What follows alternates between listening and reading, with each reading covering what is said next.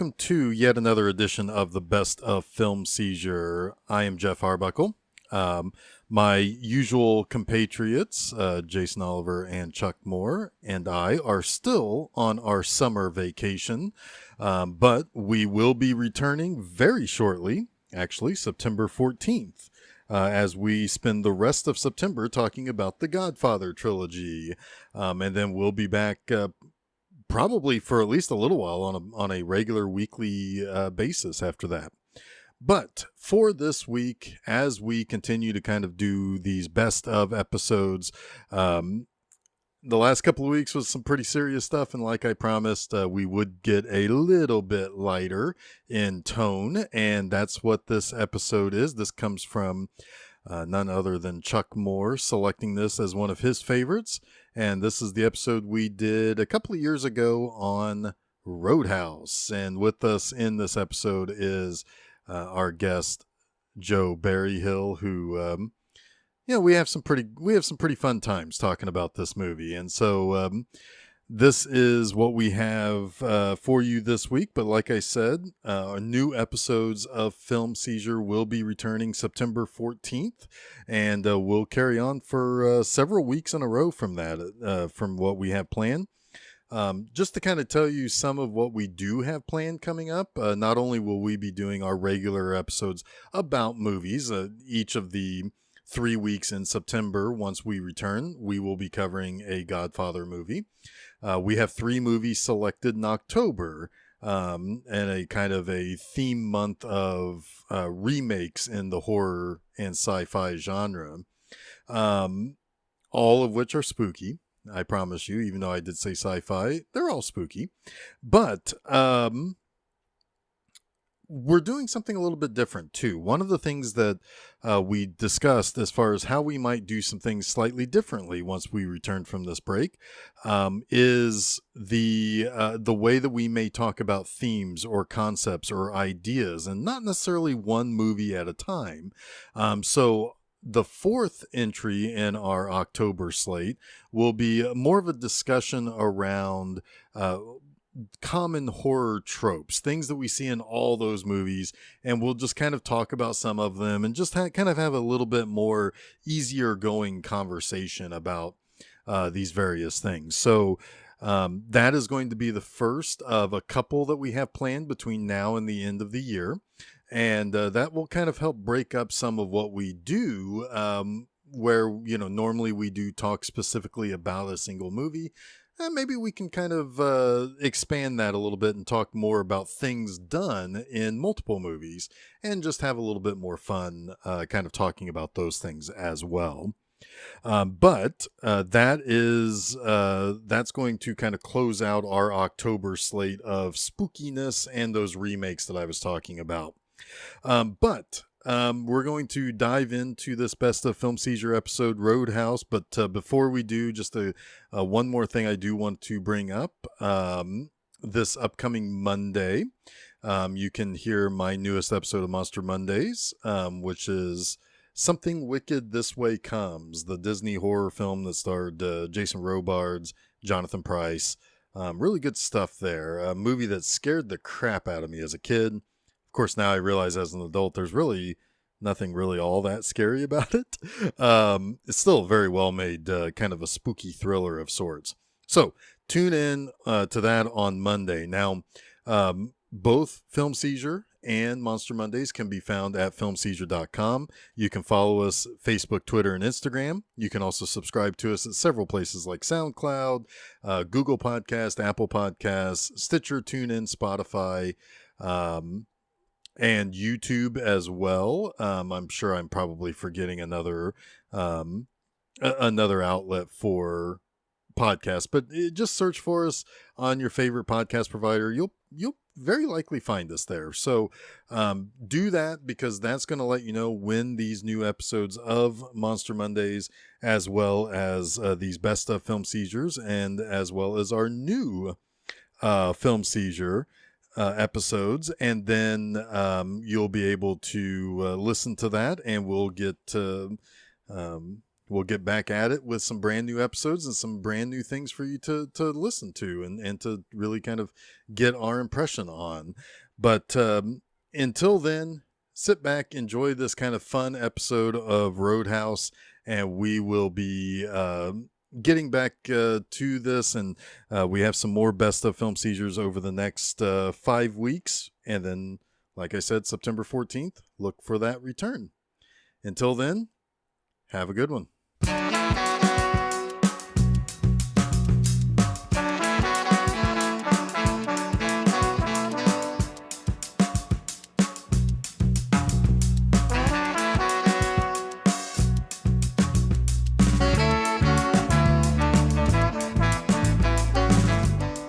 Hello and welcome to Film Seizure, where we are now in our second week of Guilty Pleasures. I'm Chuck Moore. With me, as always, are Jeff. Say hi, Jeff. Hello. How's it going, everybody? And Jason Oliver. Hey. I've got like 8 pages of notes on this movie. So excited. Nice. Holy fuck. So for $20, you can kiss both of those boobs. Our third boob is Joe Barryhill, back again for a second week. Say hi, Joe. Hell yeah, I'm back. Wait, Joe's the third boob. It's Total Recall. I know. Joe, We stepped on each other's joke. Yeah, I know. I was gonna make it too. I'm the paper mache boob in the middle here. So yeah, myself and these 3 boobs from Total Recall are discussing Roadhouse. A 1989 vehicle with Patrick Swayze as he ever was, in my opinion. Oh, this is prime Swayze-ploitation at this point. Yeah, it's it was my pick for Guilty Pleasures because I don't hear a lot about this film. I haven't heard a lot about this film from other people in the last 20 years, but anyone I talk to usually seems to like it, at least a little bit. This time through, it's even more perfect than I remember for me. I absolutely adore everything about this film. I think I probably hear a little bit more about this movie only because of the things that I seek out and do with my spare time. Like I definitely. That sounds rather ominous. Well, I do have that whole enema gig, so it's like I plunge through the depths of movies that are anything ploitation that we could put at the end, and Swayze ploitation is the one that I want to coin because this is it, man. But no, I mean, I've seen, you're right. This is not something that it was covered by the people like on How Did This Get Made, like 6-7 years ago or whatever. But it's not something that I've seen talked about like on Red Letter Media or on Cinema Snob or anything like that. But these are people who would say, yes, exactly for what it is. It is every bit the dumb fun that we want it to be, And so you're right. It's not something that there's a lot of, it's strange because there is a lot of pop culture reference to it. But at the same time, it's not like one of the primary like front running pop culture reference movies, if that makes sense. Right. It's definitely one of those films that has at least one singular moment that everybody fucking knows. Towards the end at the water there. It's amazing. We will get to that point. Everybody has like their favorite of 3 big quotes from this movie too. Right, and it's one giant quote too, right? Go ahead. The movie. Yeah, it's one whole. The movie is so damn quotable. but yeah, there's always like if you post about Roadhouse, you're gonna guarantee somebody's gonna comment, one of 3 different quotes from this movie probably. And if you've been reading any recent B Movie Enema articles, I've been quoting one a lot, and I already have today. So, but yeah, this movie it's definitely we'll go with that, Jeff. It's Swayze exploitation, but it's also kind of hillbilly exploitation. It's like a redneck movie It is in a lot of ways. It's exploitation in exploitation, and it's backed by this, MGM. It's made at the tail end of the 80s, so it's kind of like the 80s last gasp in a lot of ways. It's this perfect time capsule of movie making of the 80s, of Patrick Swayze's career. I mean, it's truly peak Swayze. Yeah, and this is just another prime example of Joel Silver producing the hell out of my life. Yeah. And also, let me just say that it's so perfect that this movie is directed by a guy named Rowdy Harrington. Yes. It's like that can't be real, right? He's got an interesting career too. He was like kind of a behind the scenes guy. He was a grunt, He was one of the blue collar workers on films for a while, and then he made Jack's Back, which is a pretty good little thriller with I'm gonna say it, Jimmy Spader, and then he made this, and this was, I guess, not necessarily. Was it popular at the time, or did it just gain steam? It gained steam over time. It was badly reviewed when it came out. Not bad. It was like one of those, we can't really recommend it, but if you want this, and this, you're gonna get it in spades, and right. It's one of those movie the film critics are gonna love because it's exploitation. It's what it is. Exactly. And it's crazy though. It's like Rambo, it's like Fists of Fury, and it's like awesome. Yeah, and that's basically what it is. Yeah. a few weeks ago I did, this was one of those episodes of Siskel and Ebert that I had been watching on YouTube. There's one channel in particular that just cranks out these episodes, and that was exactly what they said. It's like, we can't really recommend it, but we know why this is going to be liked, and we understand that this is going to check a lot of boxes. The exact same thing, they said the exact same thing about Rambo 3. We can't recommend it, it's dumb as fuck, although Siskel did. But it was because it's going to be as close to a recommendation, non-recommendation as possible, because if you want these things that you see in the trailer, you're gonna get it, and it's so ambiguous. Like, did I want Swayze's balls pressed against him in these tight ass jeans? Yes, I do. You're gonna get tight jeans. You're gonna get polar bears. You're gonna get monster trucks, and you're gonna get a Sam Elliott. Yeah, you're gonna get white blind guitarmen, blues guitarmen. This soundtrack is killer, man. It's absolutely killer. Yeah, it's also like one of those old, like "Oh Brother, Where Art Thou," because the Cody is like a sage. He is. He's like like the blind sage in those movies, those old tales. I know that we all had, at least the three of us normal guys, have seen this and had seen this in the past. Joe, did you have any kind of connection with this film going into watching it for this episode? Growing up, it was always on Channel 4.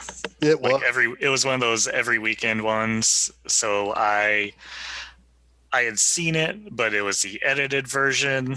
So I remembered the fight by the water, not so much the throat ripping. Yeah. So it was if you kind want of fun. throat ripping, you're gonna get it in this movie. Yeah, we got some throat ripping.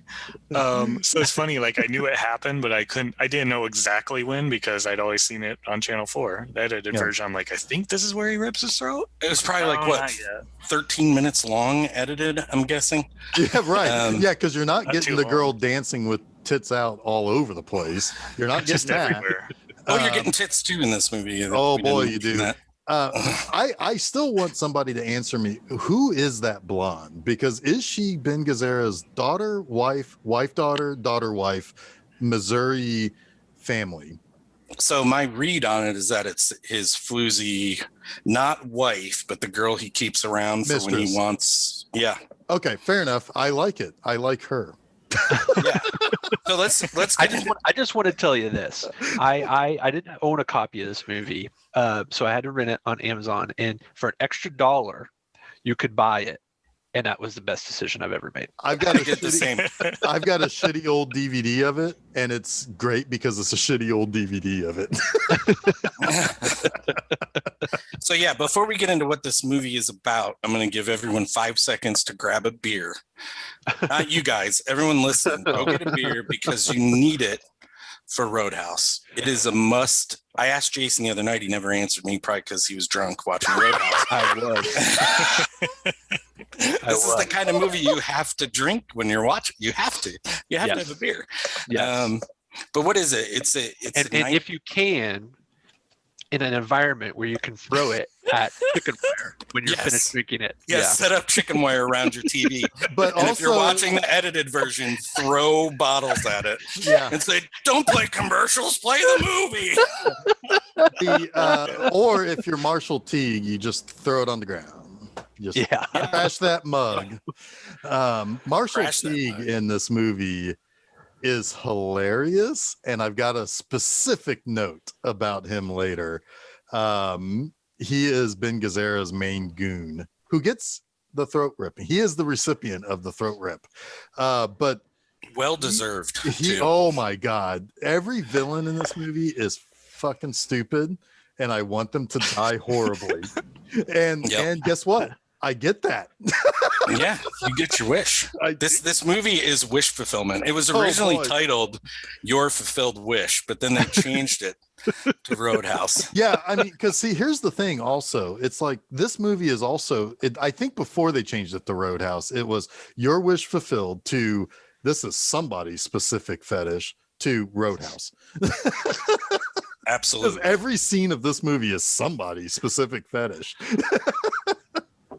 Yeah. It So, go ahead, Joe.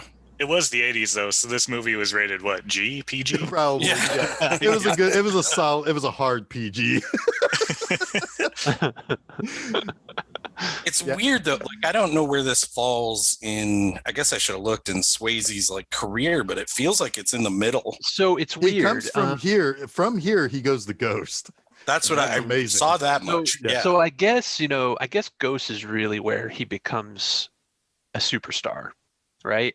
Because that movie was massive. Well, Roadhouse I was- would say what sets him on the road, no pun intended, is to the house of fame is really Dirty Dancing and what? Oh, sure, 87? sure. Because that was when he became fantasy for people, and then Right. Well, he was then eye did candy. Roadhouse. Yeah, he was eye candy. But then you get to Roadhouse. Next of Kin was in there someplace. That was after Roadhouse. Same year though. Yeah, Yeah, I and he had thought so. already been in two of my favorite movies as a kid, The Oh, yeah. Outsiders and Red Dawn. And Red Dawn, Yep. for I sure. Freaking Yeah. love those movies. So, So I he's knew. He's The checking a lot of Outsiders, the Outsiders was a right? big. Yeah. The Outsiders was a big fucking deal too. I mean, Yeah.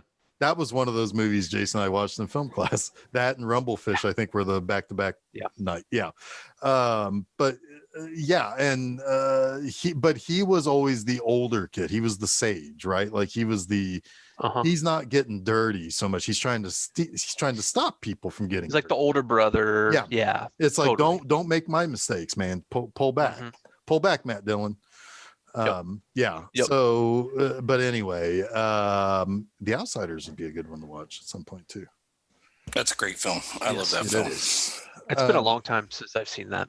It'd be So fun to let's- revisit. Let's get into what Roadhouse is. We have Well, James it's Dalton. almost two. It's almost 2 hours of getting kicked in the fucking face. That's what It is. I think if we talk about every moment of this movie, Joe's computer will shut down. Yeah, I think so too. Um, It is a singular Yeah. achievement how well people karate kick in those tight jeans. I don't know how they do it. well, that's why his is always unbuttoned and partially unzipped. That's true, because that's how I would have to do it if I had any hope of not like ripping my ball sack off. Yeah, I'd give myself a hernia if I kicked like above my ankle. Well, that's the Maybe they thing. just kept splitting the seat of their pants and they just had a runaway denim budget on this movie. Oh, I guarantee you, there's a runaway denim budget on this movie. Like I heard all the tight pants, and when I'm watching it, Swayze's always wearing some loose ones. He knows what's up. Well, He's he like, "I also got it." has that That's true. 80s, He is. like that 80s linen like outfit. That's like, ooh, he's crazy today. It's the stuff that makes it look like it's an homage to like Fists of Fury and Right. those old kung fu films. It's just amazing what is incorporated here and made into something wholly its own. Mhm. That's what I think I love about this movie the most, is that it takes that lone gunman or that lone karate man, all those tropes, and like makes something new out of it. In a tired idea of a corrupt town. Right? Yeah. But Yeah. Back to the outfits. There were like 3 times where they cut to Swayze from being somewhere else, and it's just like shoulders up. I'm like, oh, he's wearing a gi. It's like, oh, it's just a loose shirt just hanging out. And you know what though? Never mind. It's like if he's just wearing a gi, I would have been like, yeah, that fits. Yeah, Makes sense. sure, why not? He's gonna karate kick somebody and rip somebody's fucking throat out. So so we begin. What is it? New York? Is that where he begins? Yes, Yeah. it is, because he's got a New York license plate, right? Yep. Yeah. So he begins in New York. He's working a cooler job at a bar. You kind of see him in action. He gets in a dust up, has to take some guys outside and kick their ass. He gets in the process. He gets cut on his shoulder, I think, right?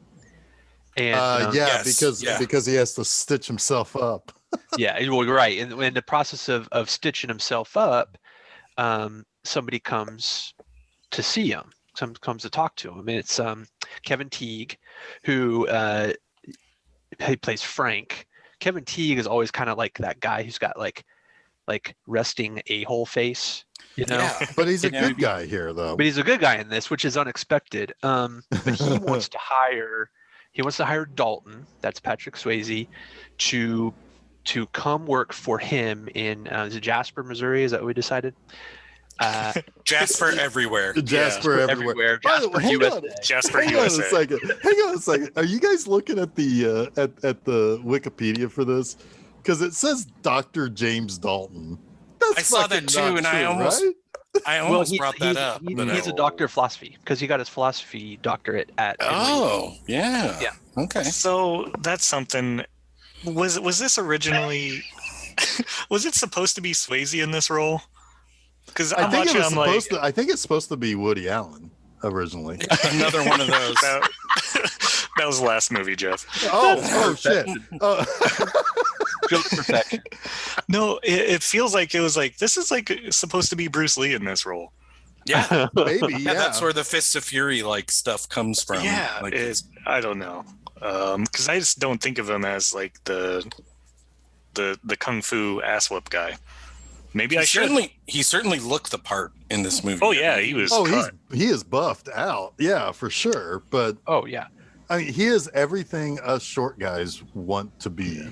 And this is what we smaller think we than I are thought he'd until we look in the mirror. Yes, he was smaller than I thought he'd be. But back to the outfits. No, just kidding. So Kevin Teague, Frank, wants wearing a white shirt, blue jeans. Wants to hire him to be the cooler at a joint that he just bought in Jasper, USA. I'm going to call timeout. I'm calling the timeout. Holy What the shit. fuck is a cooler? This computer is going to not just okay. A cooler is a bouncer. It's somebody who, instead of escalating situations, de-escalates them. Yes. Okay, so but he runs the entire Double Deuce. Oh yeah, he's Yes. a specialized bouncer.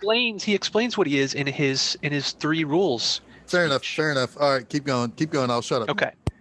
So Kevin Teague Timeout. What's Kevin Teague? What's a Kevin Teague? No, shut up. I'm just kidding. Keep going. This is never What's he wearing? This never gonna work. All I want to do really is get to the part where Kevin Teague, Frank, says that he bought a place that has a bad reputation. It's the kind of place you sweep up the eyeballs after closing. It used to be good, but now it's sweeping up eyeballs, and it's like That yikes. line, I'm just like, okay, whoever wrote this is already a genius. Right. I'm in. Sweep up the eyeballs.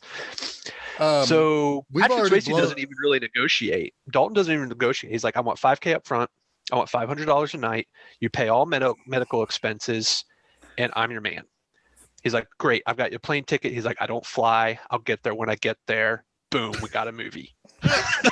And I might add that Frank apparently is the richest man in Missouri.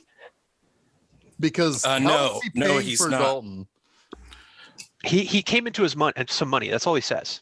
Yeah. He came into some money and he bought that joint. But as we find out, Wesley is obviously the richest man in Missouri. Certainly. So we have else, Dalton. Okay, go ahead. Keep going because there's something I want to get to when Dalton settles. When Dalton settles. There's 1,000 things I want to get to, Jeff. Yeah. All right. So Frank says, I thought you'd be bigger, which I guess is a dick joke. And he goes. It's the first time that joke is introduced. You can 1,000,000% see. It comes up, I think, 3 more times. Yes. So Frank goes and gives only he looks down, he would 1,000,000% be able to see the entire outline of Dalton's dick, which is probably not going to be one of those "I thought you'd be bigger" sort of things. Maybe. Maybe not. I don't know. Those jeans are pretty tight. Dalton gives away his beater. He goes and gets his Mercedes. He throws everything he has in life into it, and he drives to Jasper, USA. And the next thing he does is he goes and sits at the bar at the Double Deuce and just does his scan. He surveys it. Yeah, he surveys everything that's going on. He's almost kicked out by one of the bouncers for not drinking. But then we have Carrie Ann, who. Thing real quick, and I know it's going to be a 3-hour episode, but there's a thing that is important is that I like about his little character building is he's really smart about his job. He knows that he's going to get into tussles with patrons, so he doesn't drive his actual nice car to work. He drives a beater to work, and he gives the keys to the beater to the homeless guy outside of his parking garage, and he gets into a really nice Mercedes, and that's what he drives to Jasper. Yeah, I think I said that. I didn't say it as deeply. I was going to mention that he buys a beater when he gets to Jasper after he does his surveillance. Because, yes, he knows his car is going to get fucked up, and he doesn't want to bring his nice car there. Another thing to note is Jeff Healey Band is covering Canned Heat in this scene, and it's wonderful. And Jeff Healey is great throughout the entire movie. Yes. So good. Perfect. Oh, my and also he sets the tone. Like it really does set a tone for the movie. Yeah, each scene he is telling you what you should be feeling. Yep. So Carrie Ann, real quick, that's Kathleen Will Hoyt. She was, most people are going to know her as Luke's sister on Gilmore Girls, but she was also in like Private School, Witchboard. She was in Color of Night. Witchboard. She was the one who threw herself out the window at the beginning of Color of Night.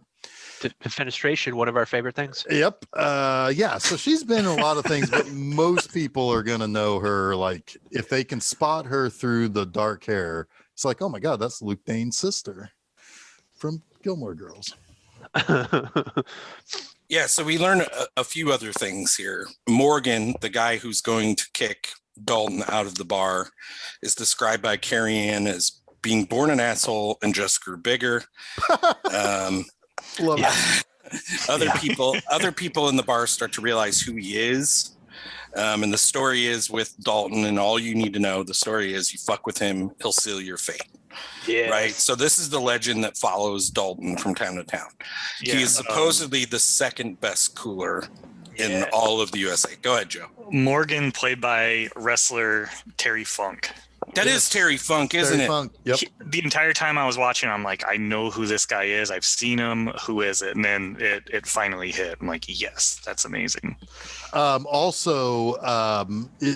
Everybody in this bar, like all of the bouncers at the Double Deuce, like clearly the people who made this movie have no respect for Missourians because they all look like yokels, like literal fucking like inbred yokels, because they're like all their teeth are fucked up, their faces are too small for their head.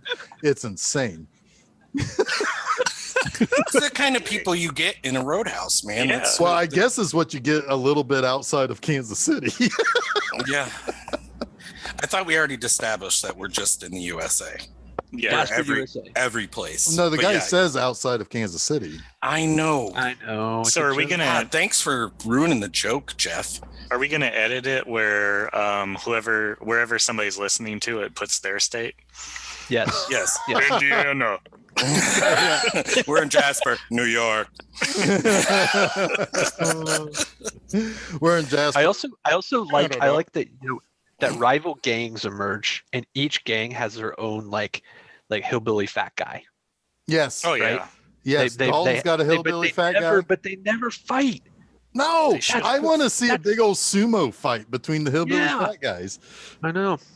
I couldn't tell them apart. I don't know. That probably says something. Well, poor Well, Tinkle like belongs in Dukes of Hazzard, and he ends up in Rambo. Like that's the character Tinkle. I think his name is Tinkle. He's the Polar goofy bear? comedic effect guy. Yeah, he Yeah. did not Yeah. belong in a Full Rambo. bear movie. fall on me. And that's the end of the episode. Thank you. Yeah. Goodbye. And listening to- So we semi meet Brad Wesley. He's driving recklessly down the road as Swayze is heading back in to the bar to give his 3 simple rules, which Jason, I think you would like to explain the 3 simple rules scene. Sure. I have a few notes that I want to hit before this. That Jeff Healey band is playing behind Chicken Wire. The only other time I've seen this in a movie is a Blues Brothers. Blues Brothers. Yeah. When they don't know any country songs and they just play Rawhide for like 3 hours. Yep. That's the only thing that can subdue them from throwing glass at them because they don't like the blues. Yeah. That's something you do at a bar. At like you've got the jukebox and like I really hate these people, so you play just the worst songs. Yeah. Well, songs you love that would annoy everyone else. Oh yeah. Yeah. Yeah. The also the scene that's coming up here that we're headed towards, I really do think that like Patrick Swayze in that scene that Jason's got like 5 pages of notes on is really like he's on the level of like a Tom Cruise of that era. Like I could very easily see Tom Cruise do those same lines, but not better than Patrick Swayze could, if that makes sense. Okay, I can agree with that. Like this is kind of a Top Gun-ish era Tom Cruise kind of feel to it. Yeah. But Patrick Swayze, like that is his demo reel, is just that three rule scene. That and the Chippendales video with Chris Farley. Intercut. Yes. Yeah. Yeah. Yeah. Well, it's funny you say that because like this movie got pretty well panned, like Mhm. for acting and everything. I'm like, Swayze's really good. Yeah. I never had the thought that he was bad at any point. Like he was Agreed. solid. There's other aspects of it that are wonky, but Yeah. Yeah, So- but I so mean, like, before the I three rules- wouldn't trust anything that is done by the Razzies, though. They just like to make fun of whatever's the cool thing to make fun of that year. Okay. Killed this episode. all right, did. bye. Thrown out of the Fun. Ripped the throat right out of it. Before the 3 rules, he has to rent a place. He rents a place from Emmett, who runs a horse farm across the lake. Yeah, right from- next door from Wesley. From Brad Wesley, Ben Gazzara, our soon-to-be villain. I like that. There's a line I like. I just really like the script of this movie. It's just got lots of just really good kind of folksy moments, and there's a couple great scenes, actually, a couple great moments with Patrick Swayze and Sunshine Parker as Emmett, when he asks him if he's if he's an honest man or something like that, and he says, well, yes. It's like, are you lying to me? You'd be lying to me if you weren't. You expect me to believe that. You expect Yeah. me to believe that? And he's like, nope, I don't. Nope. Can I just say, Emmett, every time he shows up on screen, he looks like he's saying in his mind, well, I'll be damned.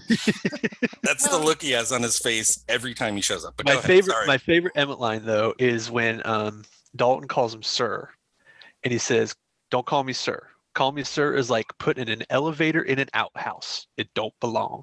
Yep. Yep. And that's But a it's pretty sweet pad he gets, that room. It is, right? I thought it was awesome. But Pool there's no air table. conditioning. There's what was the other issues? No air conditioning, No TV. no TV, No. TV. no phone, no Yeah. which Like, why would you want this?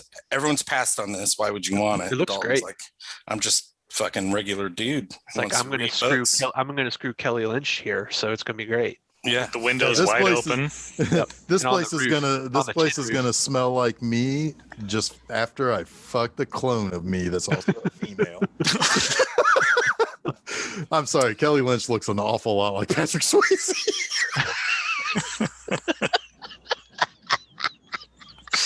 I'm sorry. He does. You just double rip the throat out of this movie. You're like at the moment where you have the claw up over the bad dude, and instead of deciding, no, I'm not gonna do it this time, you're like, no, fuck it, I'm doing it. I'm ripping the throat out again. Just this, I don't care. Man. But go ahead, Jason. We go.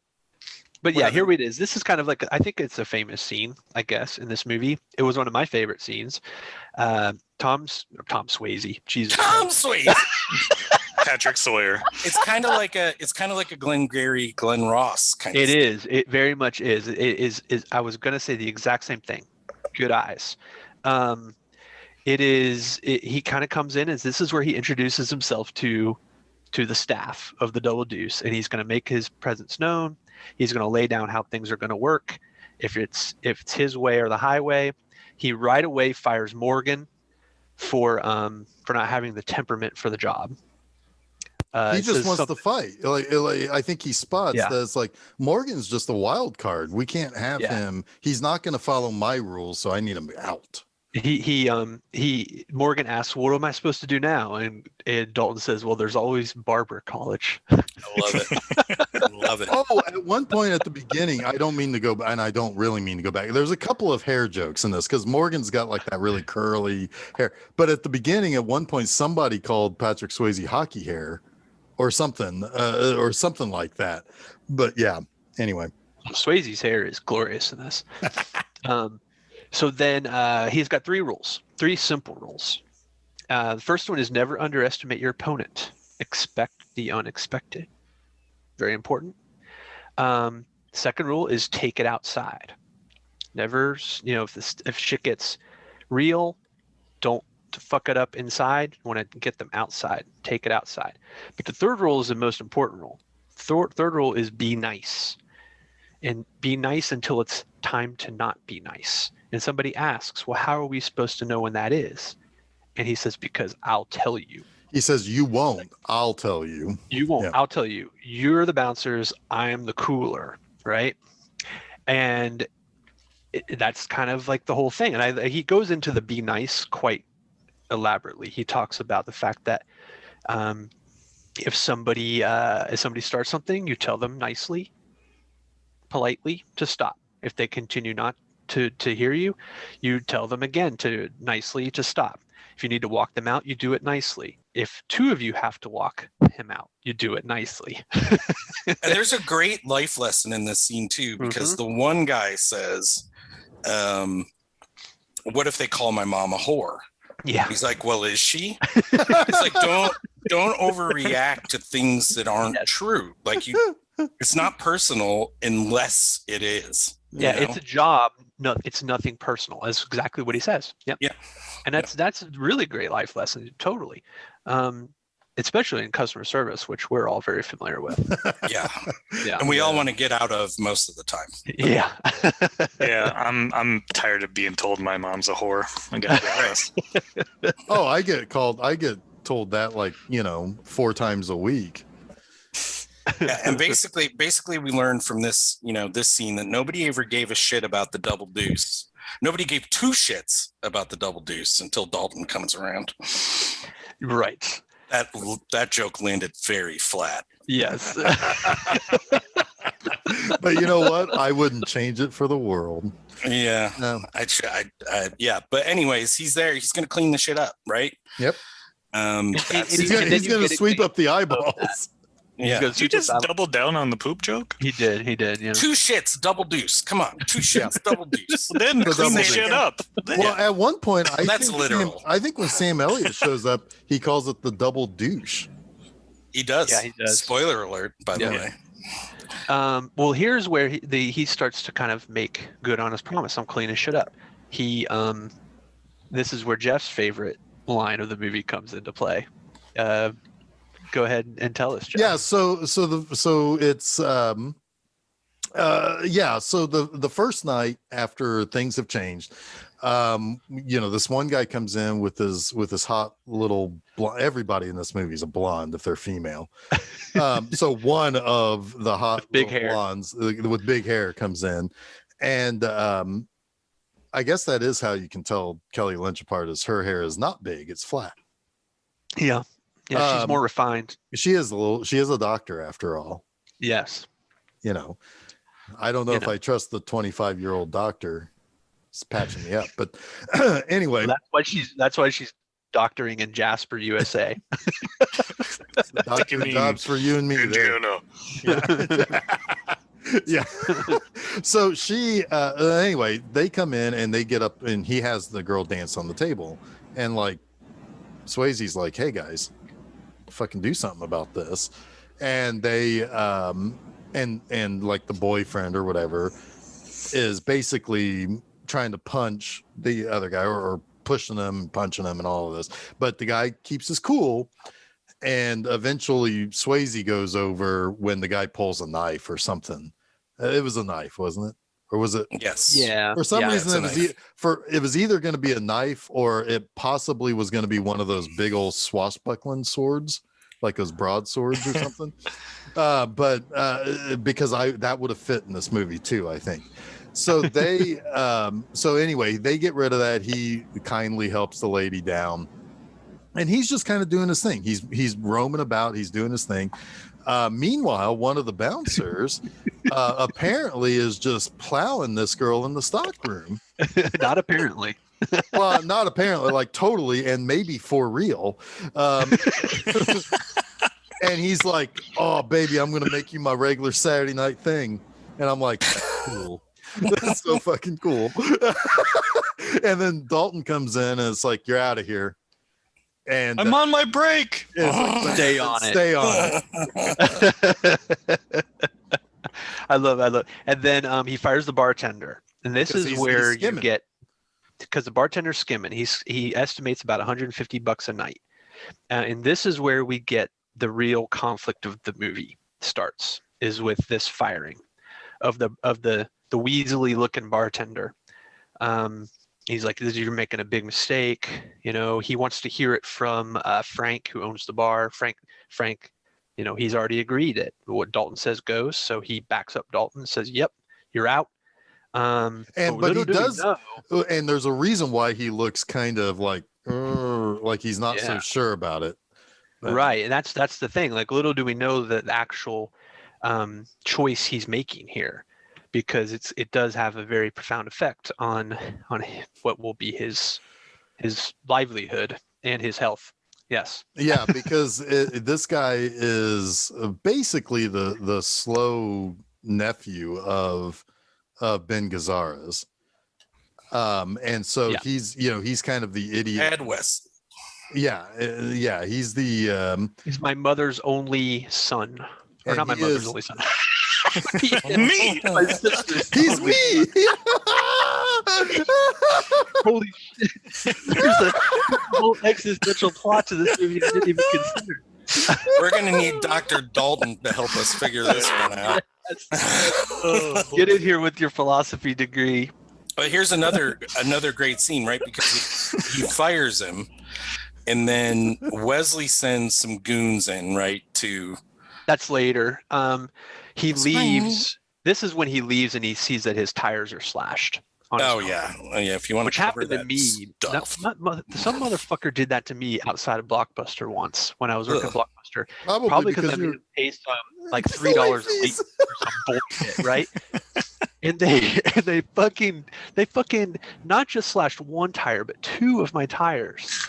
Pieces of shit. That's how they get you. You only have one spare. They have to make it hurt. God damn it, man.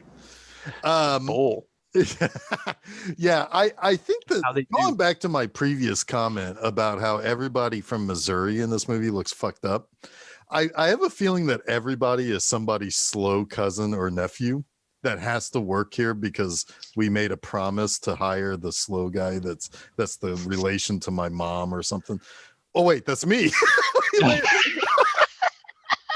I made the same fucking. I didn't even do that.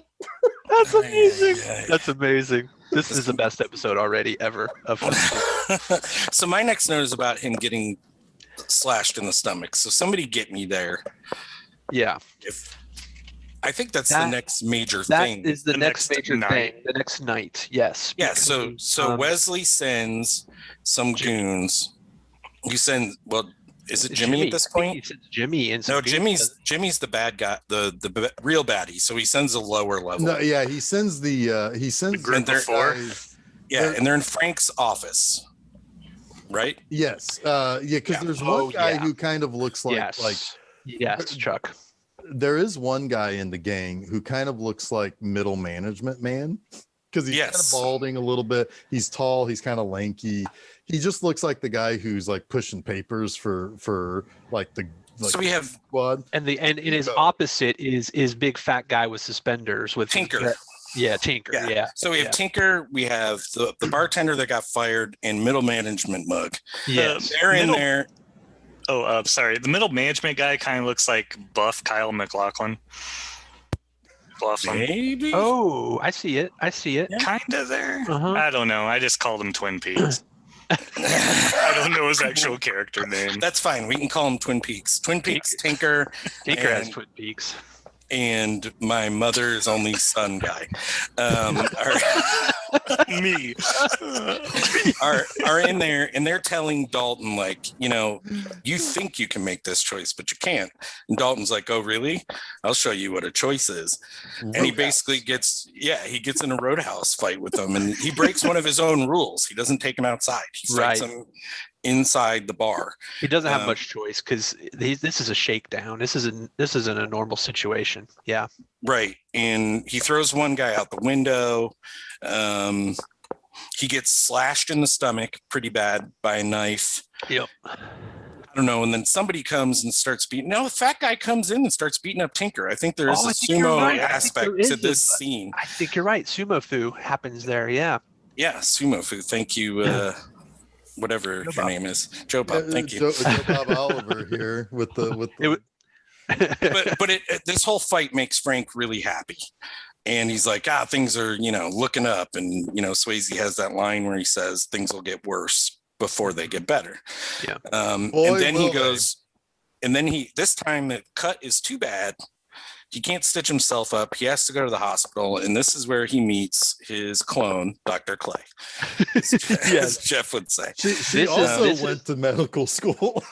Yeah, they're both doctors. Right. Yeah. This is the famous line. She asked him Yep. if he wants a general anesthetic, and he says no. And she's like, "What do you like, pain or something?" And he says, "Pain don't hurt." Everybody quotes that from this movie. Yes. It's like the least quotable thing from this movie, in my Well, opinion. it's followed by a better line where he says nobody ever wins a fight, Right. Yeah. and that kind of gets lost in that scene. The best line in this scene is when she reads back his medical documents to him. He brings them said- with him. She says so add 9 staples to your dossier of 31 broken bones, 2 bullet wounds, 9 puncture wounds, 4 stainless steel screws, and that's just an estimate, of course. Do you always carry around your medical records with you? And he says it saves time. Yes. I did love that. He's got his briefcase. Is like, one moment. Yeah, but then he asks her out and says, you should come by the Double Deuce sometime, which she does later. Dressed as The a next- picnic table. Yeah, yes, he does. I would eat a sandwich off of her. Which is almost like eating a sandwich off of Patrick Swayze. Yeah, Almost. you got to cut that out of this episode. I don't want my wife to hear it. No, she's just the tablecloth. There's nothing wrong. Yeah, you're right. You're right. There is nothing wrong with that. She's wearing her clothes. Yeah. But then we get our first look about like how Brad Wesley is. Like they show all those goons at his estate next, right? And he's like, one of you guys need to apologize for this. And they all apologize. And he's like, I believe you, Tinker, but I don't believe you, Twin Peaks middle management man. And then he's like, you know why I don't like you? You're a bleeder. You bleed too much. And he basically kicks the shit out of him. That's another thing I think people quote from this movie is that line. And they're like back to back in the film almost. Most definitely.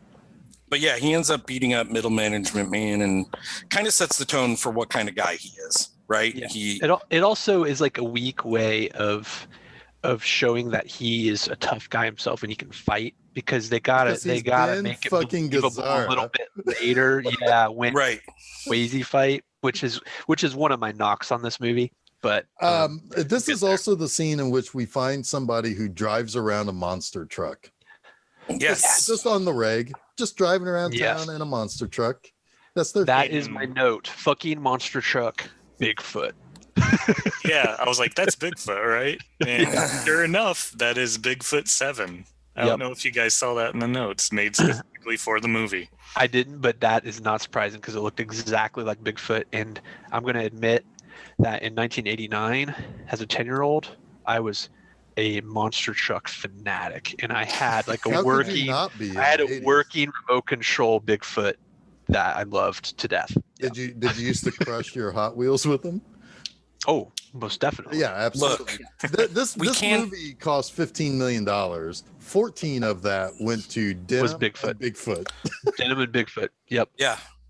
But we can't take anything away from this movie because the truck being there is just foreshadowing for a wonderful scene later. Right?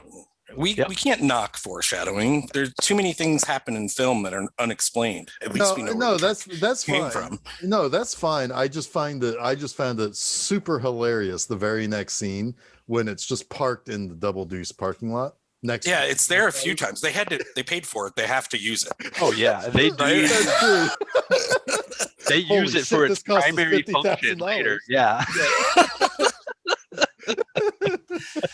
This is like the story of Tammy and the T-Rex. Somebody bought a $13 million big truck. It's like, I have it for a weekend. Make a movie around it. Yeah. That's how this got made. Boy, we're watching the Jeff Healey band. Yeah, the Jeff Healey band is playing, and in the background, Bigfoot. So yeah, we got Jeff Healey and Bigfoot. Let's make a movie.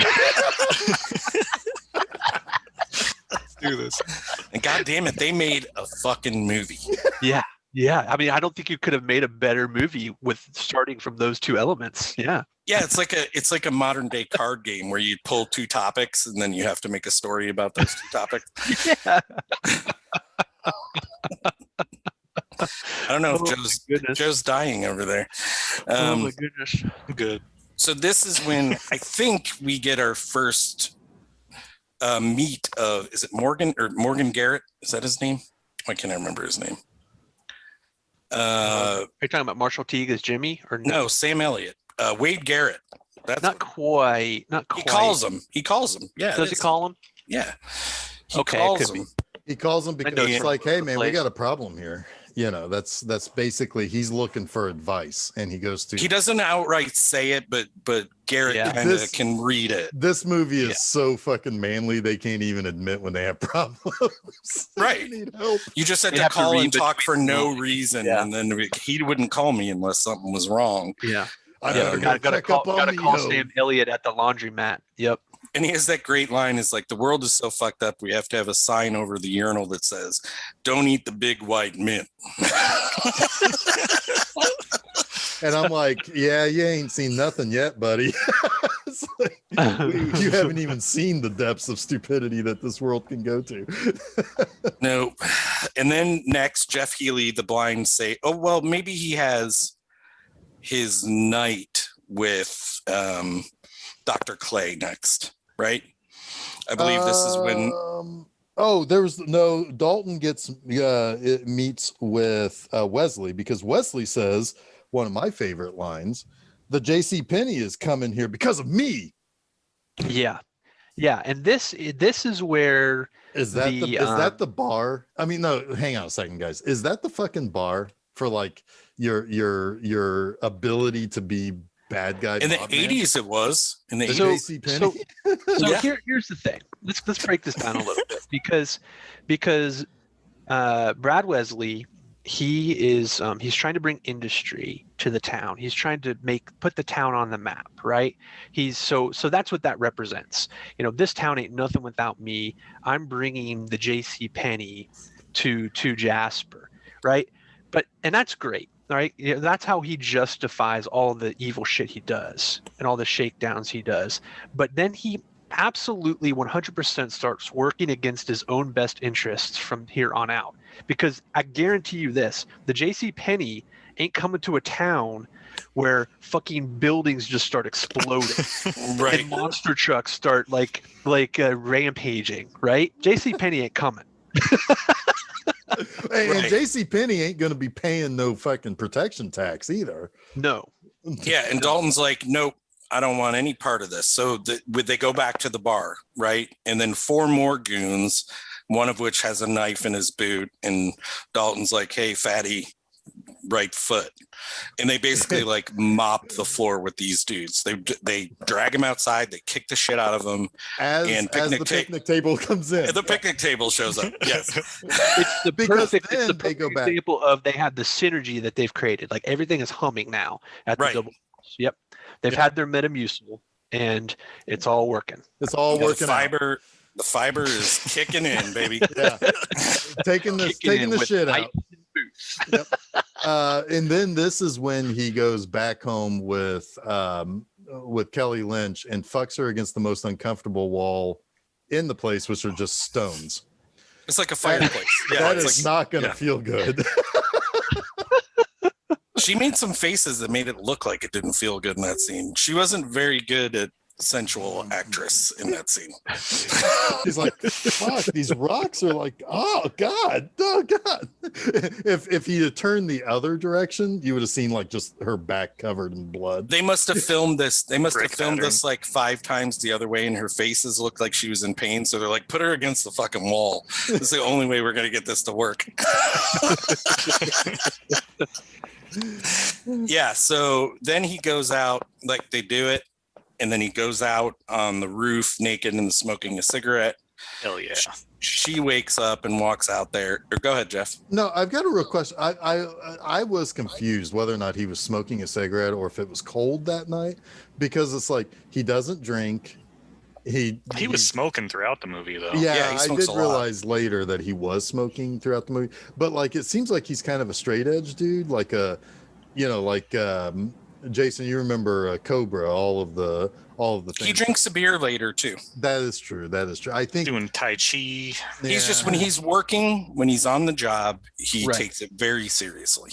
Right. But yeah, he's out there smoking, and she goes out there, and then basically, we get Patrick Swayze torso hotness, and then they're doing it on the roof, and then you have Brad Wesley across the lake, like, this ain't happening. We're gonna do something about this shit. As he's And one- fondling himself. Yeah, probably. There's one thing we did skip.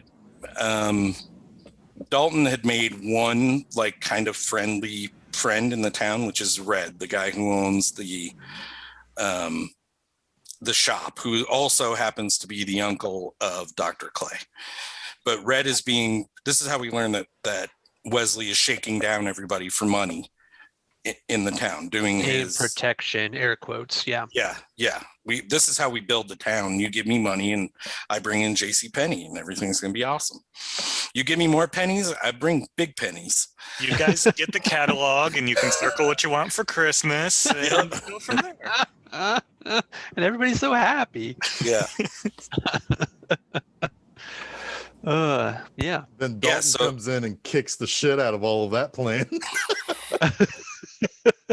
At No some Christmas. point, Dalton gets a stop sign thrown through his car.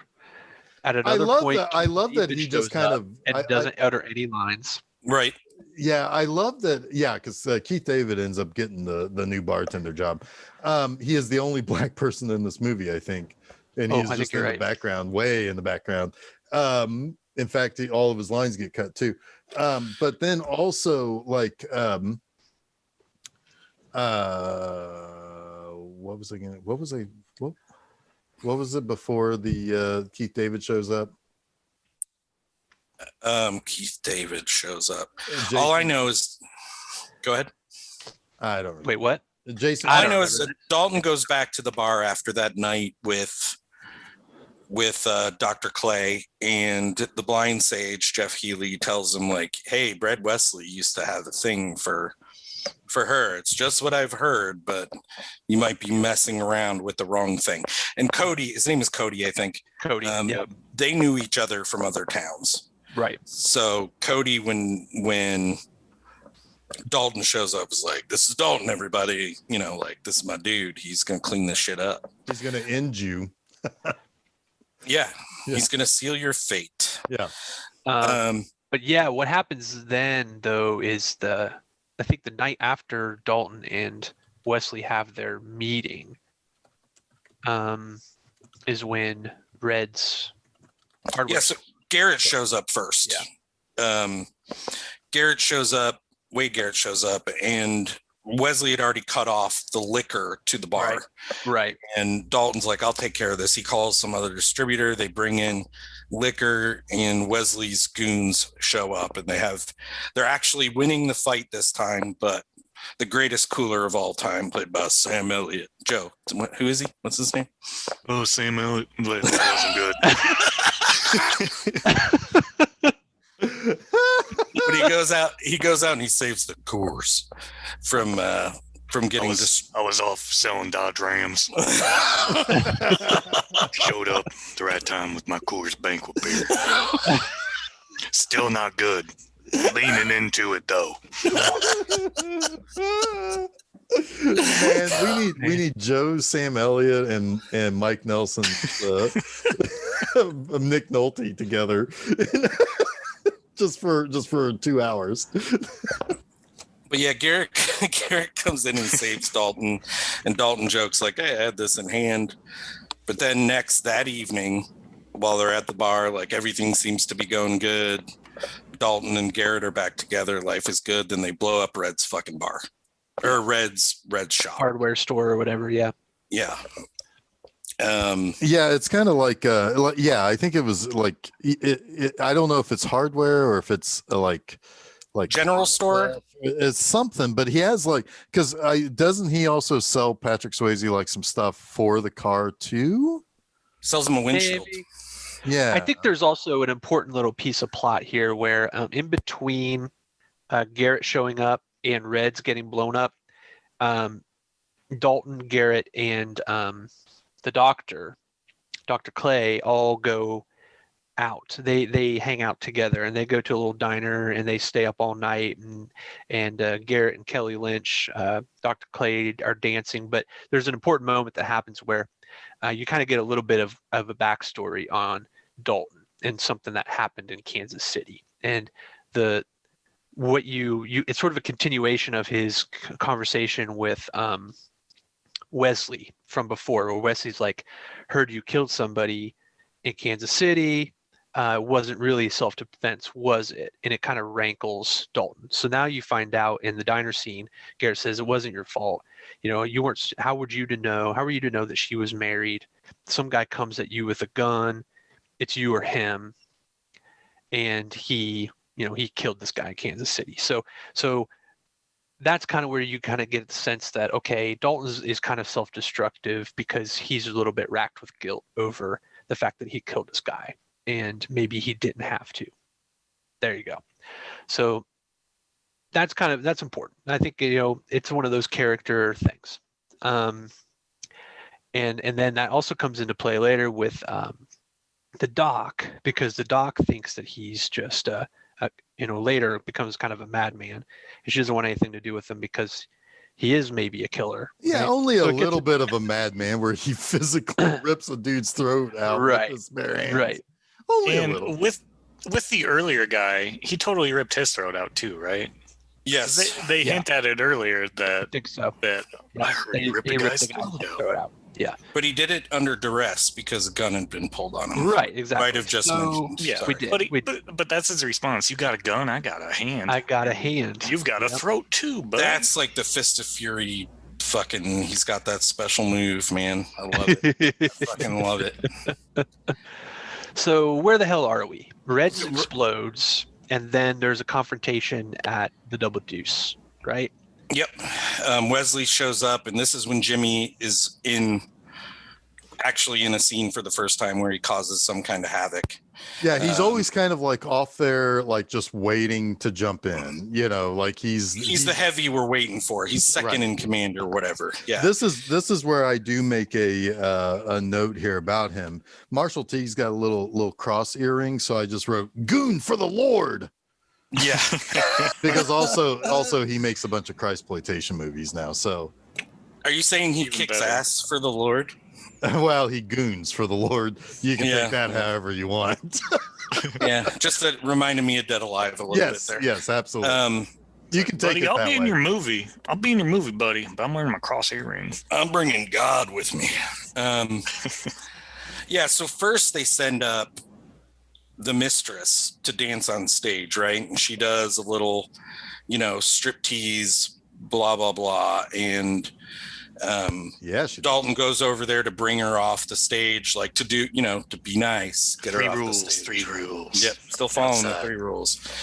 And he finally gets her off the stage after she shows her boobs and, blah, blah, blah, and brings her back to Wesley and says, if you're going to bring a pet in here, make sure you have it on a leash. and to he's which like, Wesley's "Oh like, yeah, I got one of them." Speaking of pets, I'm going to let off a leash. Yeah. You said his name's, what is his name? His real name? Marshall Teague. Marshall Teague. That's a great name. But yeah, Jimmy goes out on the floor with his pool stick, and he's like, It's like, He's watch like, me "Come on." do some kung fu shit with it. yeah, I almost got in a fight with someone with a pool stick once. But my buddy Dean saved me, kind of like Dalton does everyone else in the scene. Wait, Um, were you like twirling the pool stick around, or the other guy was? The other guy was. Oh, you should you have have a said you headband were. No, I was. Were you wearing super tight jeans? Yes, and had a bit of a limp. I was the Wade Garrett in there.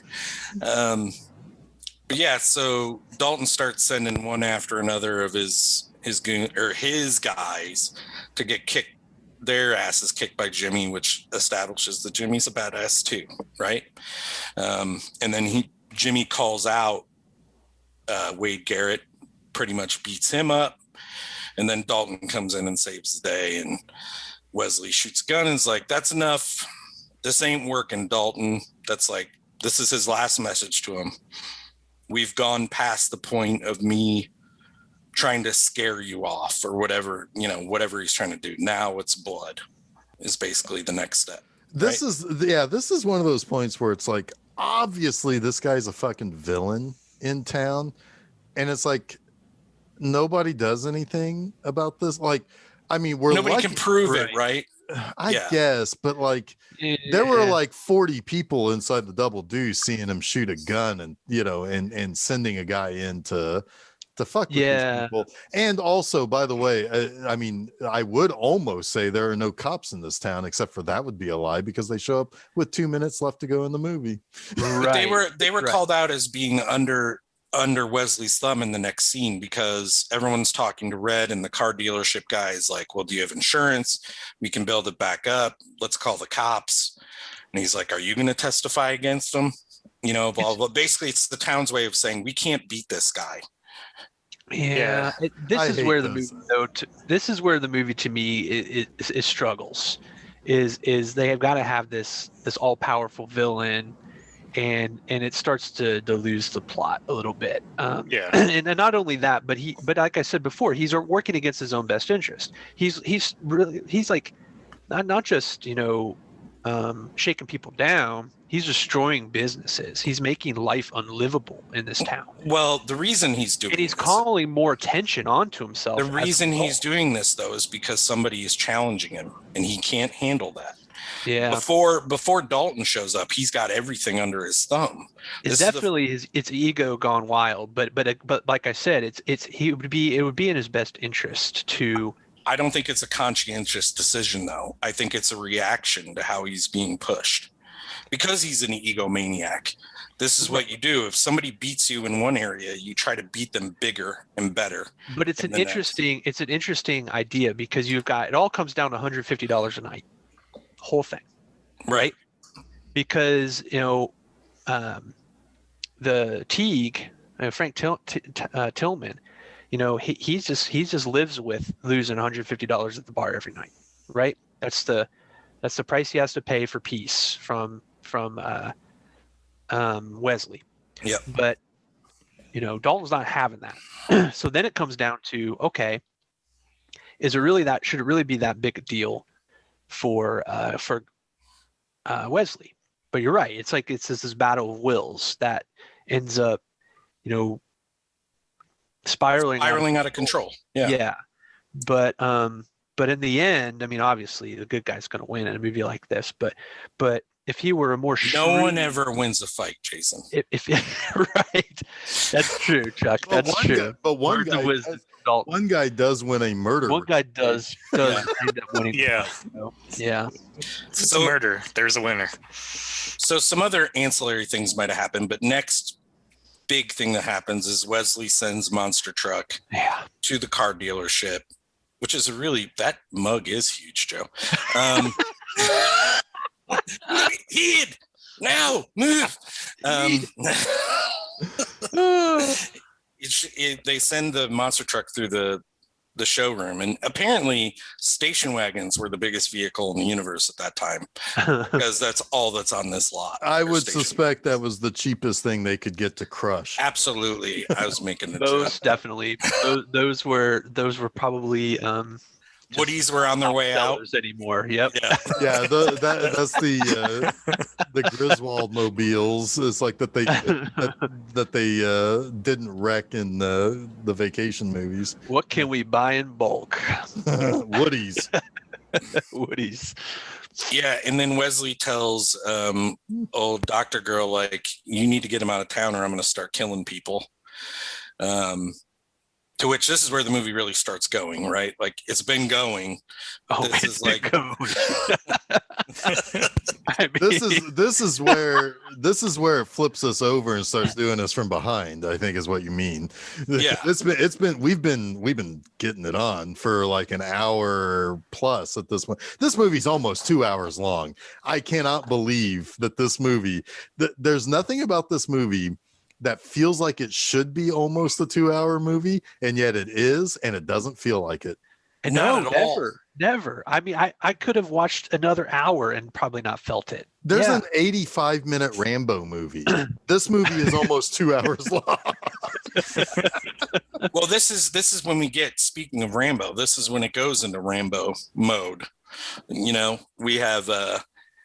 We have Dalton going home, and then Dr. Clay showing up, and him like, you're just here to tell me to leave town, and I ain't going. She's like, well, you're probably crazy.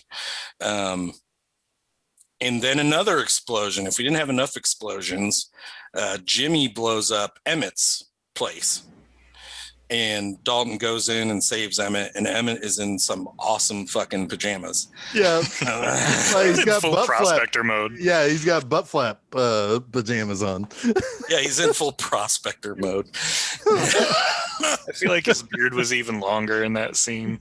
It's harder to understand. The explosions were good. Yeah. We were watching them like, huge. these are good. They're huge. Like, what did you put in this freaking house? Yeah. Actually, I think I actually wrote a note. It's like, where are these guys getting their explosives? Because they're really good. Are they on are they in the militia and they're like taking the product from the camp, or what's going on here? Oh, here's my note. Jesus, what kind of explosives do these guys have access to? I think all it is that Jimmy just goes in and finds the load-bearing explosive wall and then just punches it, and then He throws in the holy hand grenade of Antioch. Yeah.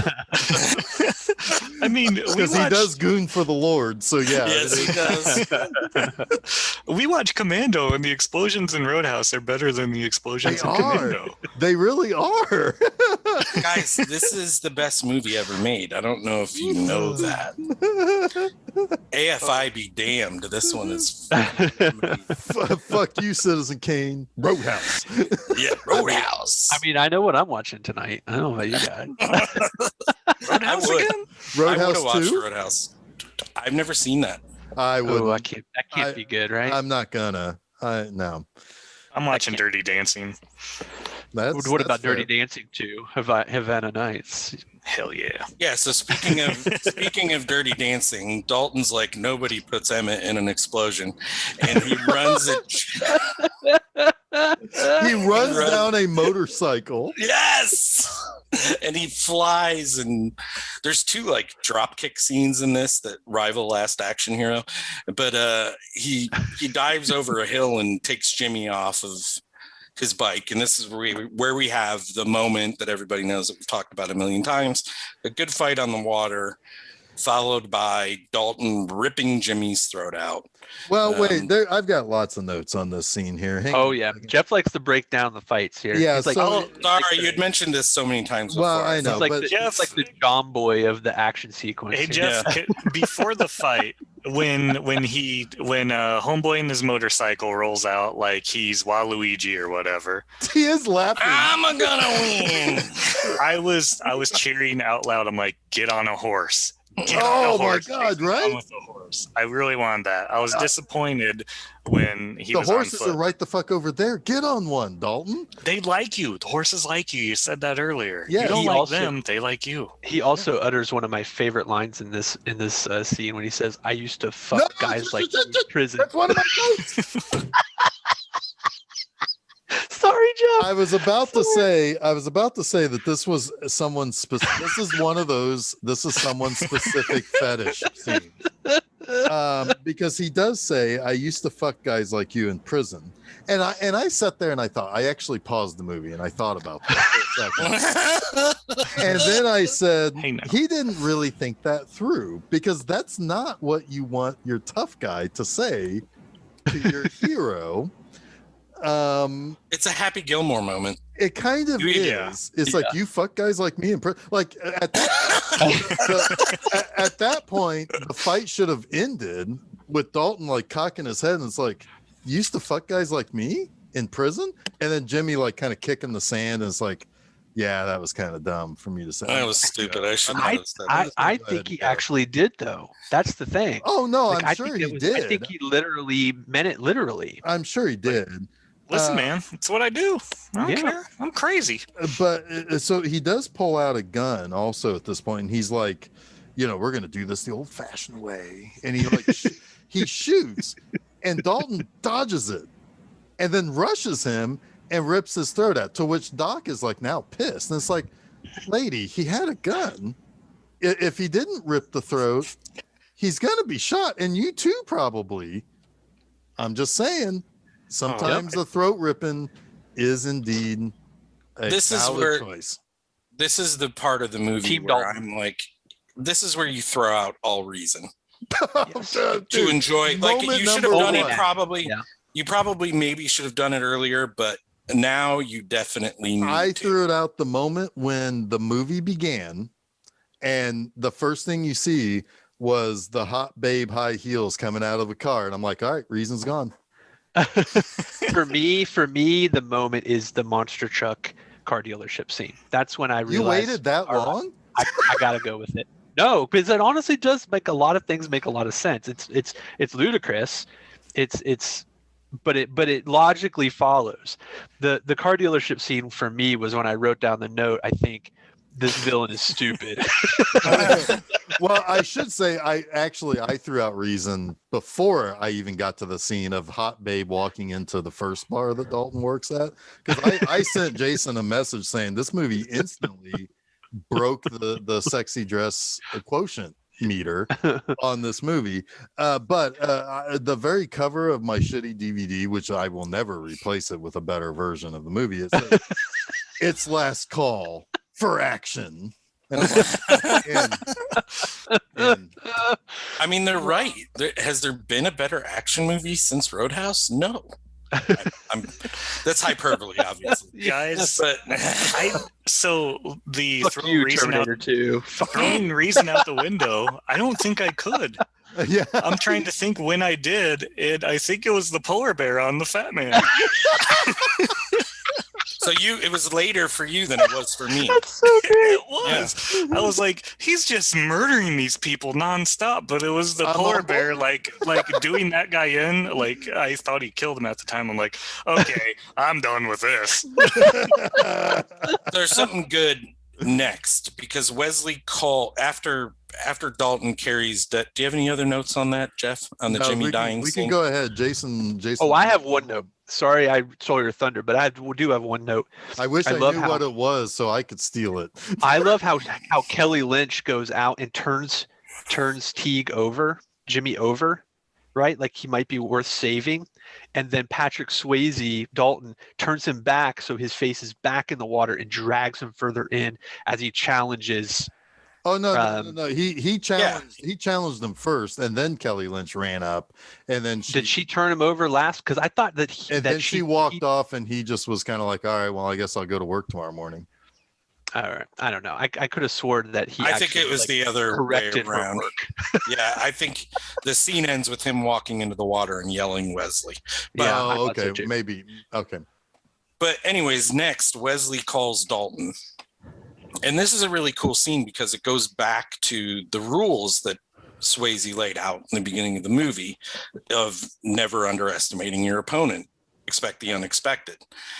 Because Wesley's like, well, heads or tails, either Garrett or the doctor's going to die, right? And he flips the coin and he says something like, wouldn't you like to know what happens? So then next we see Garrett walking in, and we kind of skipped a scene with Garrett, but it's really not all that important, I guess. Walking in, and he's been beat up, and he says, there were only 3 of them. So Swayze, Dalton, assumes that, okay, well, if he's still alive, then the doctor, it landed on the other, whatever the other option was, I have to go save her. And Garrett's like, I want to go with you. He's like, no, you stay here, drink a beer. I'll be back. We're going to leave town, So he goes to the doctor, and obviously she's understandably, Jeff, you make a good point that it was self-defense when he ripped the guy's throat out, but she's like, you're crazy too. I want nothing to do with you. I mean, I also agree with that. He is incredibly insane at this point. He's unhinged. Because he does go and kill 47 more guys in all a day. In 24 hours, he kills 47 guys. Yeah, but not yet. Awesome. He's willing to leave at this point. He's willing to accept defeat, and he wants to save the doctor and save Garrett. Right? He says we're going to leave, and I think I believe him. But then he goes back to the bar, and Garrett's sleeping on the bar, and he's like, "Hey, I said 1 beer." Yeah, and then you find out. Yeah, we find out. Was it "Wake up, motherfucker"? Something like that. Something like that. Yeah, I think so. And then he turns him over, and he's got a knife in his chest.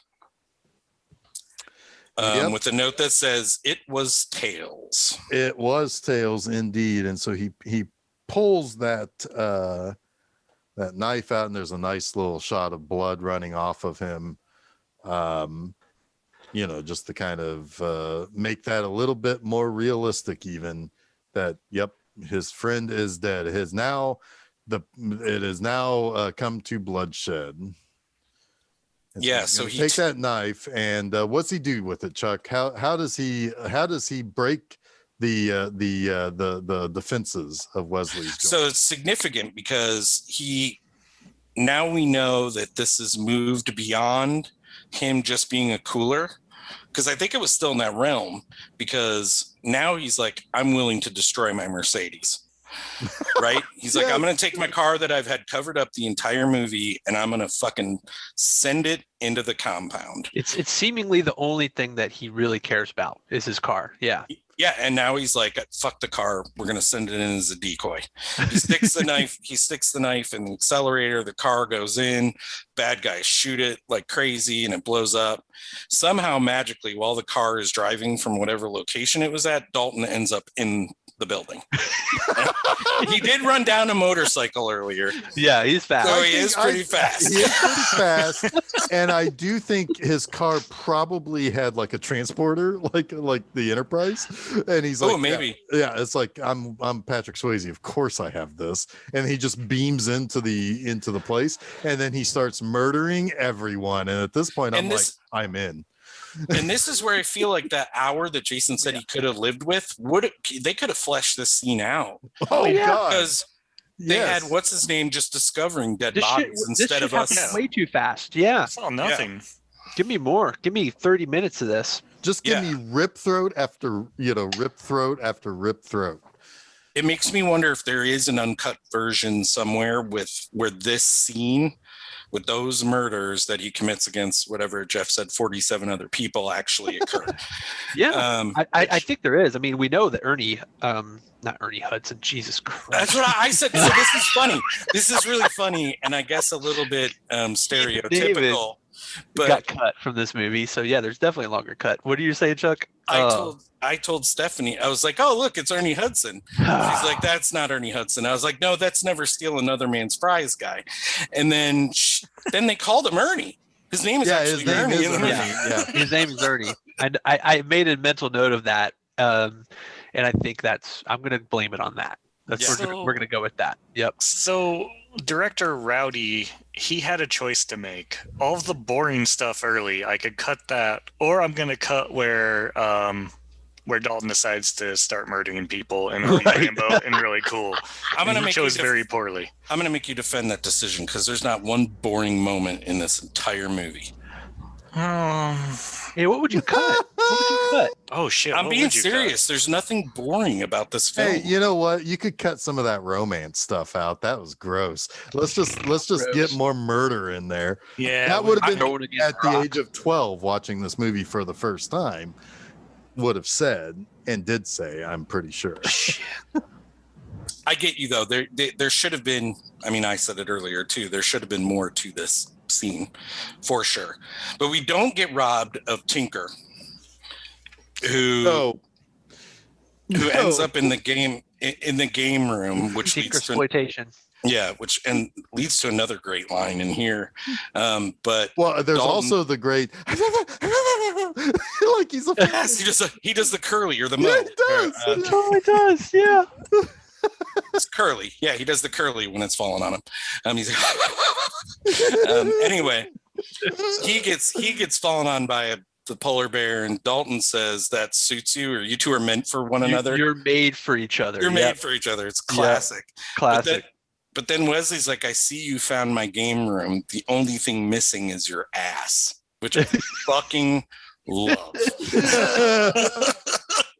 It's like, once I'm done with you, I'm going to hang your ass on the wall next to the antelope head. And here we go with that.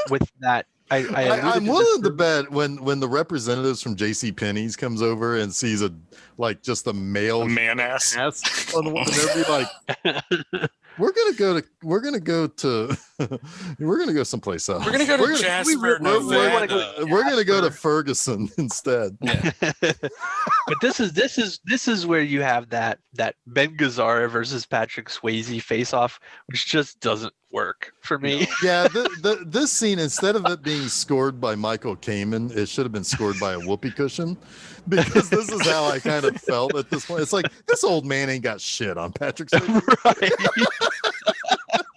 Yeah, the entire time watching, like, come on, this isn't a fight. The only way they could make it seem like a fair fight was he literally shoots him in the arm to begin it.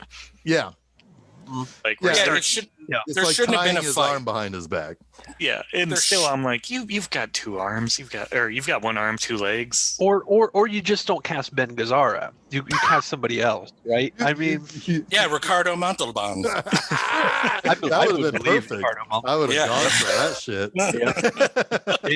In. Fucking con up in this bitch.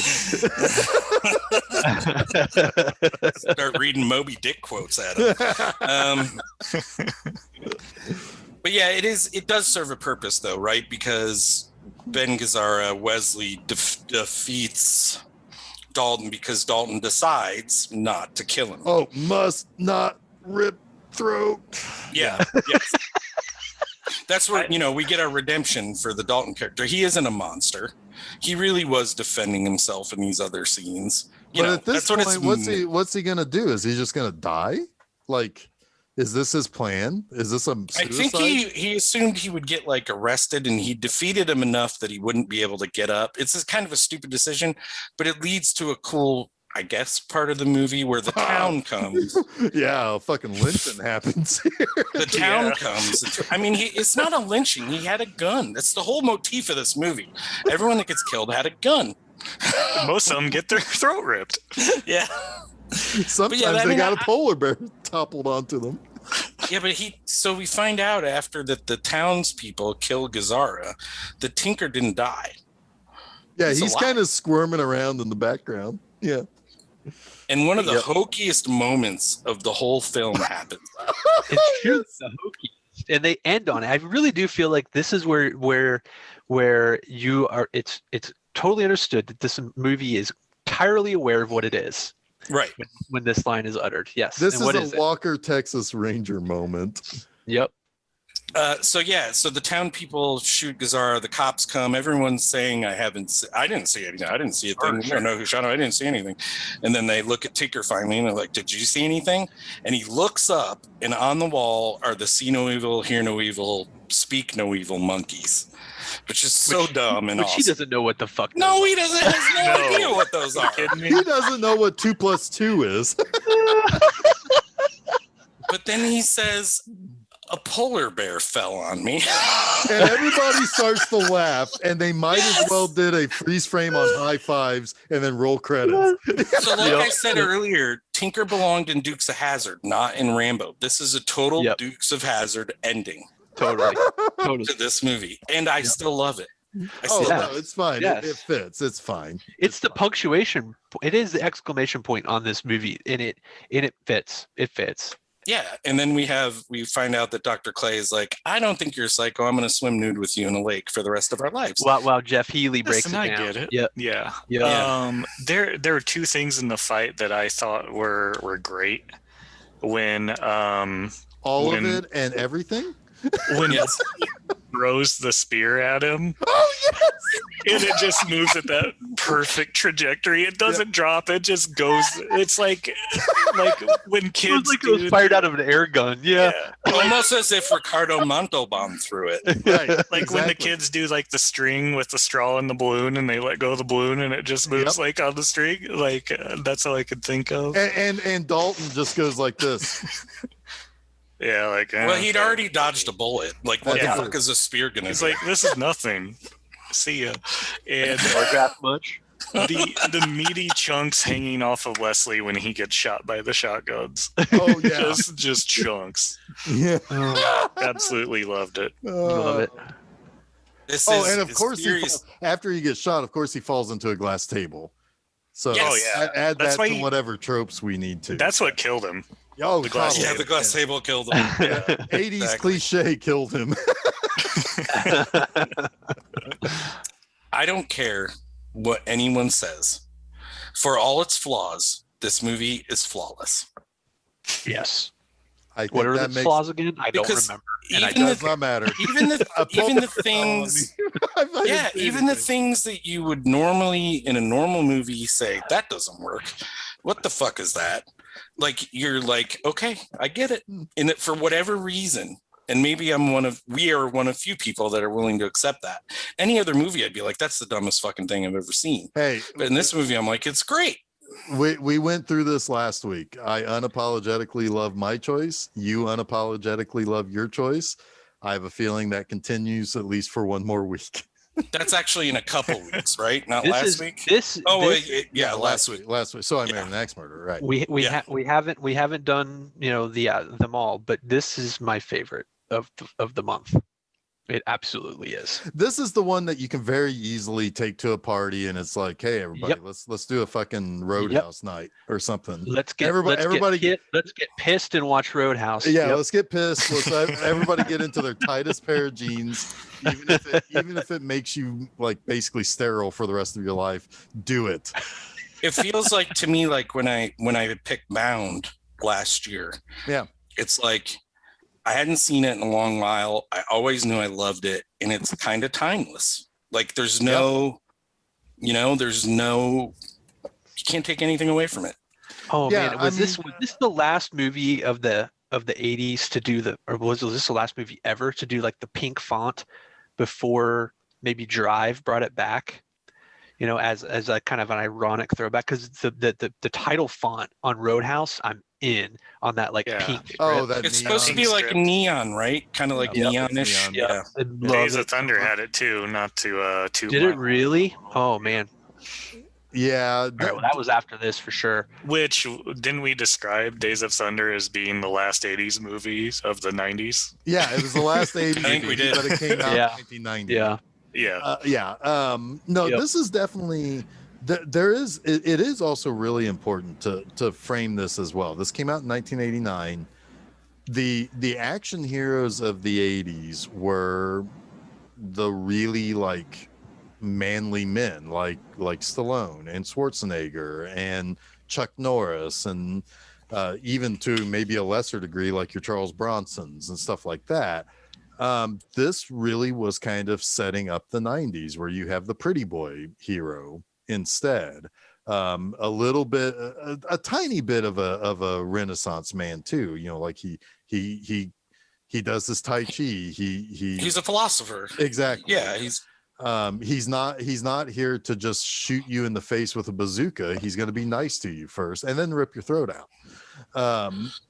But that's but I mean, like this is kind of a good framing to understand that this is kind of, while the end of a decade is the beginning of a new kind of hero, a new era. And in a way, it segues nicely into it's next week's episode, right, of Last Action Hero, right? Yep. Which comments on the action hero of the 80s. Right. Yep. They're 100%. They're big cavemen Neanderthals compared to Right. what the 90s would be. Yeah. Guys, I have an anecdote from the Wikipedia page on this that I have to read. Is it the Broadway? The off-Broadway? No. Oh, then I'll No. read that one. It is oh wait, I lost it. Hold on. Do you want me to talk about the musical real quick? Yeah, do that Okay. real quick. So in 2003, an off-Broadway musical production of Roadhouse was staged as a campy comedy by Timothy Haskell, as seen by its full title of Roadhouse, the stage version of the cinema classic that starred Patrick Swayze, except this one stars Tamac from the 80s cult classic The Last Dragon wearing a blonde mullet wig. So that what is was it a with real Patrick thing. Swayze movies that do off Broadway? Because the same thing was with Point Break. They had like an off Broadway thing. Remember? Yeah, it's the That's power hilarious. of Swayze. Everyone gets a little Swayze sometimes. Again, As I said to my I like it. Yep. Yeah. All right. So this was my Joe tilted his head like I was all right.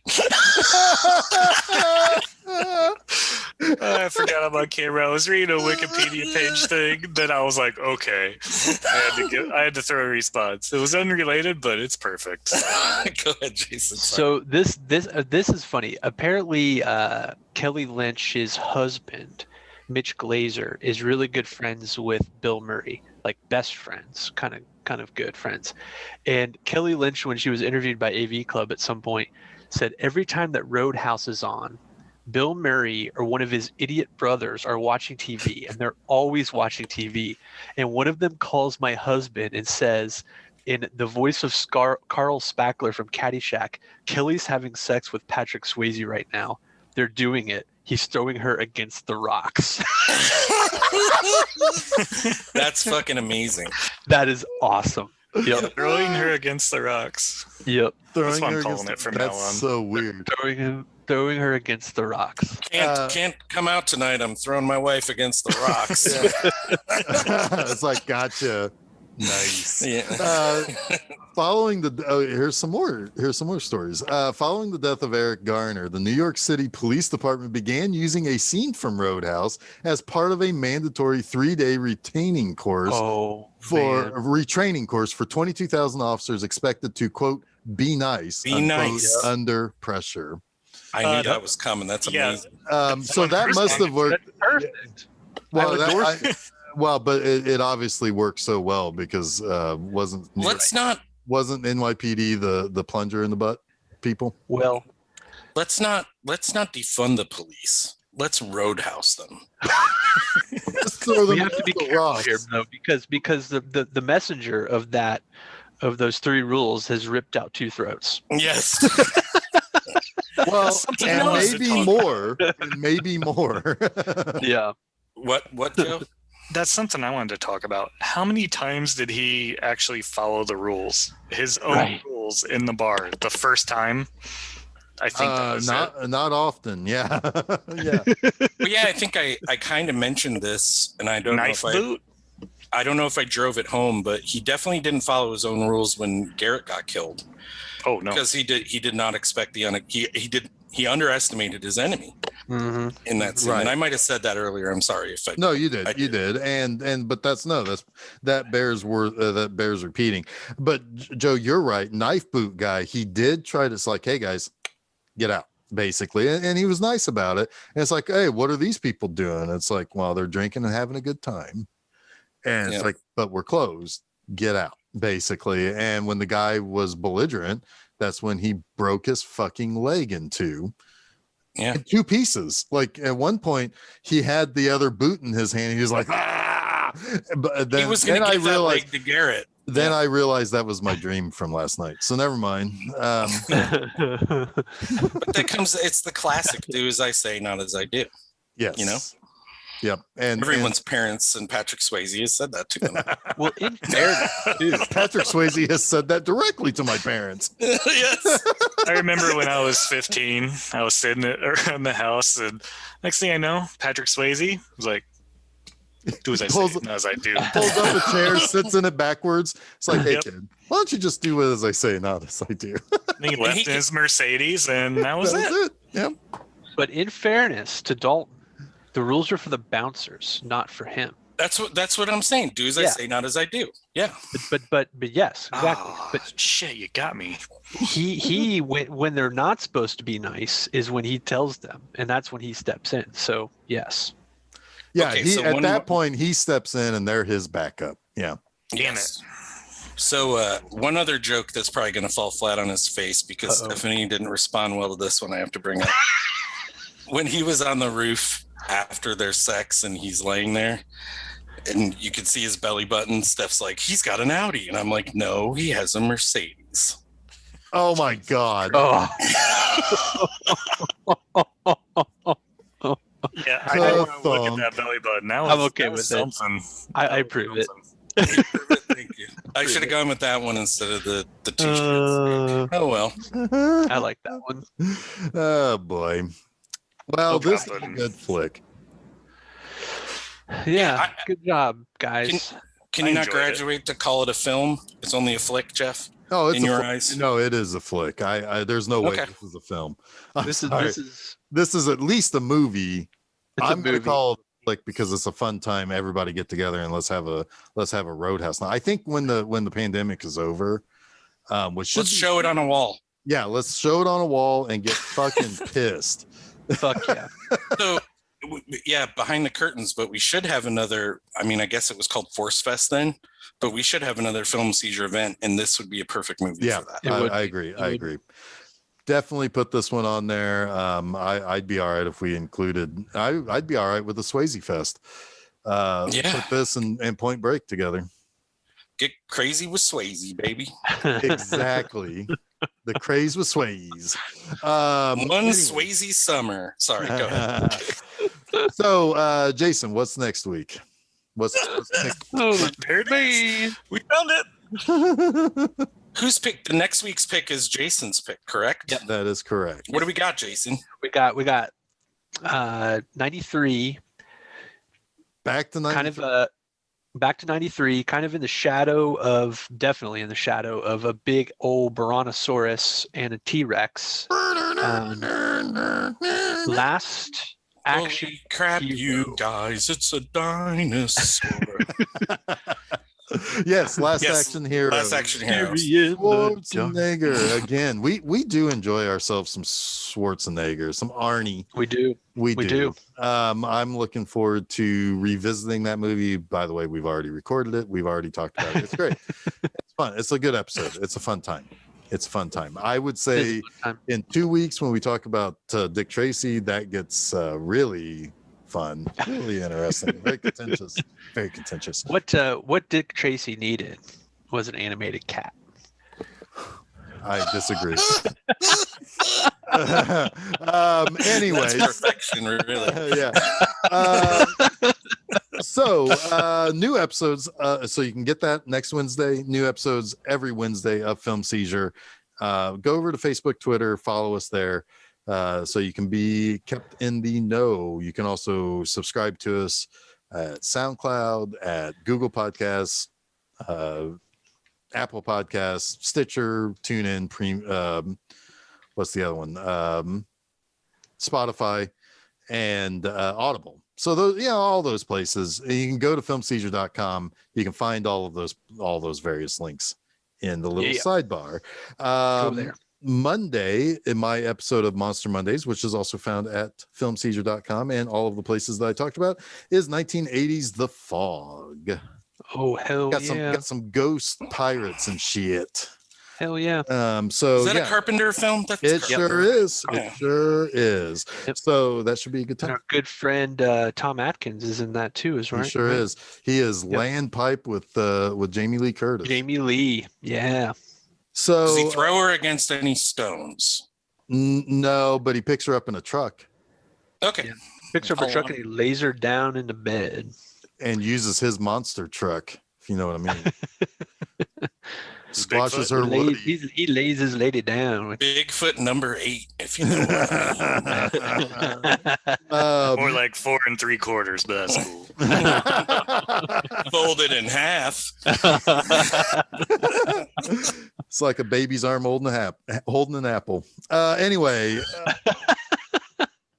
so then you can find all of those things at filmseizure.com, all those places I mentioned earlier. Speaking of fruit and sex, I don't know. This upcoming Friday, bmovieanima.com, read my article on the Hot Nights of Linda. Another one of those Jess Franco, Lena Romay movies. Most notable because at one point in time, Lena Romay is really going to town on a banana, and that's pretty good. That is pretty good. So you guys do those things. Follow us at the places. Go to the websites. Come back next week for Last Action Hero, or stop off early, listen to The Fog, then go to The Last Action Hero. I'm fine with whatever you want to do. I don't really care. I'll rip your throat out. Choose your own adventure. All right. So, Joe, thank you for joining us on some Guilty Pleasures. You're going to hop off of the train at this point before The Last Action Hero comes into the station. Thanks. You'll have to jump back on the train at some point, though. Yes. We'll find you a really good movie. You might like Slapshot in June. I could. I just know I'll catch up to the train somewhere around Jasper, Missouri. I like it. Yep, indeed. All right, so until next week when we do some Schwarzenegger things, I am Jeff Arbuckle. I'm Chuck Moore. I'm Jason Oliver, and you have been listening to Film Seizure.